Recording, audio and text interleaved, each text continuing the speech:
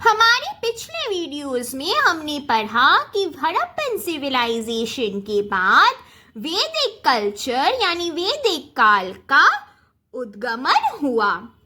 और फिर क्या हुआ, हमने देखा हड़प्पन सिविलाइजेशन में लोहे का खोज नहीं किया गया था जो वैदिक कल्चर में आ गया। तो आज हम पढ़ने वाले हैं महाजनपदस के बारे में जो वैदिक कल्चर यानी वैदिक काल के बाद आया। वैदिक कल्चर में यानी वैदिक सभ्यता में हमने लोहे को खोजा और जब हमें लोहा मिल गया इससे क्या हुआ, हमने कृषियों का अग्रसर किया यानी लेड टू एग्रीकल्चर। अब जब बहुत सारे कृषियाँ होने लगे तो क्या हुआ, किसान जब बढ़ गए, the increase in number of farmers, तब जो भूमि है उसका क्राइसिस हो गया, उसका कमी होने लगा।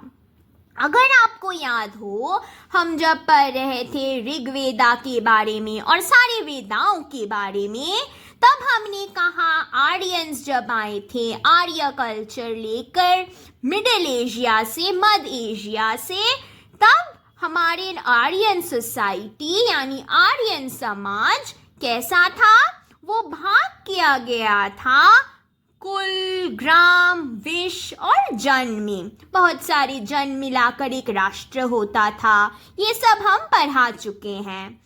तो यहाँ देखिए ऋग्वेदिक पीरियड में, ऋग्वेदिक काल में हमारा जन ये समाज हुआ करता था यानी बहुत सारे कुल मिलाकर एक ग्राम बनता था, बहुत सारे ग्राम बनाकर एक विश्व, बहुत सारे विश्व मिलाकर एक जन। सो जन हम क्या कह सकते हैं, ये एक ज्योग्राफिकल एरिया या फिर भौगोलिक क्षेत्र है जो आर्यन समाज में हुआ करता था। इसी शब्द जन से बना जनपद। ये कब बना, जन था ऋग्वेदिक पीरियड में और जनपद बना लेटर वैदिक पीरियड में यानी उत्तर वैदिक काल में। ये जो जन है इसे ही हम जनपद नाम से जानने लगे।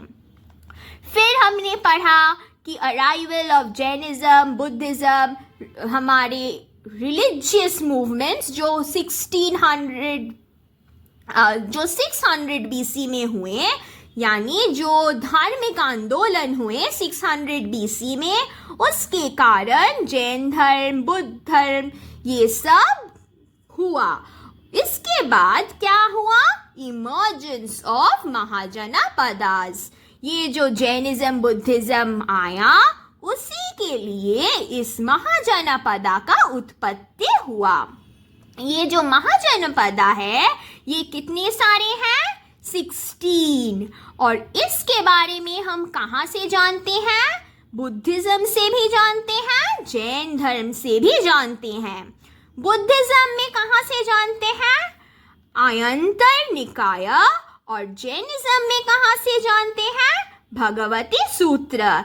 ये सब लिखित चीजें हैं जिनमें से हमें तत्व मिलता है। We get information about the mahajanapadas from these texts which belong to Buddhist literature and Jain literature, Buddhism and Jainism।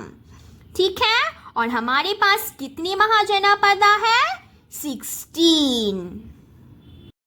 अब महाजनपदा के बारे में हमने अभी अभी कहा कि हमें जैनिज्म, बुद्धिज्म दोनों में से इंफॉर्मेशन मिलता है, पर ये जो है आयुत्तर निकाय जो है बुद्धिस्ट धर्म से, उसी को हम मान्यता देते हैं, ये ज्यादा रिकॉग्नाइज्ड है। ये महाजनपदा कुछ भी नहीं बट ये भी ज्योग्राफिकल एक जगह है यानी ये एक जगह का ही नाम है, जैसे कि जन हुआ करता था।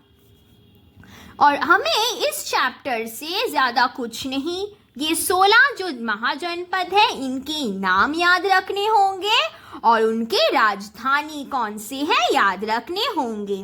यानी अभी अगर हम देखें तो ये है स्टेट्स एंड देयर कैपिटल, हमारा राज्य और उनके राजधानी कौन से हैं। उस टाइम पे राज्य नहीं था, तब क्या था, राज्य के जगह पे महाजनपदा, हम उसे महाजनपदा कहते थे। तो यही 16 नाम आपको याद रखने होंगे और उनके राजधानी। चलिए जल्दी से पढ़ लेते हैं। कौशल, कौशल का राजधानी श्रावस्ती। वत्स का कैपिटल क्या है, कौशंबी। मगध का राजगृह। काशी का वाराणसी। वजी का वैशाली। मौल का पावा। कुशीनगर। अंग का चंपा। पंचल राज का राजधानी 2 थे, अहिछत्र और कंपिल्या। अवंती, अवंती अगर आपको बाहुबली याद हो, अवंतिका, तो यहीं से आता है वो नाम अवंती। अवंती का राजधानी महेशमती, उज्जैनी। कुरु, कुरु अगर आपको महाभारत याद हो तो महाभारत का कुरु राज्य, उसका राजधानी कौन था, हस्तिनापुर, जिसे हम इंद्रप्रस्थ नाम से भी जानते हैं। ये एक ही जगह के 2 नाम हैं। हस्तिनापुर को हम और क्या कहते हैं, इंद्रप्रस्थ भी कहते हैं। फिर आता है सुरशीन, जिसका कैपिटल था मथुरा। छेदी, जिसका कैपिटल है सोतवती और शक्तिमती। आश्मक, जिसका कैपिटल है पैठान। मत्स्य, जिसका राजधानी है विरथनगर। गांधार, जिसका कैपिटल है पेशवा और पुष्कावती। और आखिरी में जो आता है वो है कंबोज,